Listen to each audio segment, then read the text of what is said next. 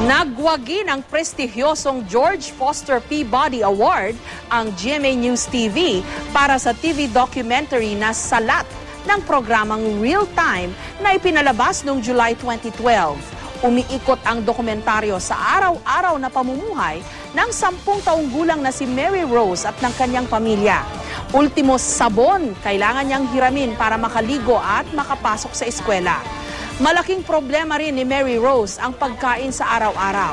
Sa darating na Mayo, formal na igagawad ang Peabody Awards na sinasabing katumbas ng Pulitzer Prize para sa broadcast at electronic journalism. Ang panalo po ng Real Time ay ikatlong beses na para sa GMA News and Public Affairs at para rin sa buong Pilipinas.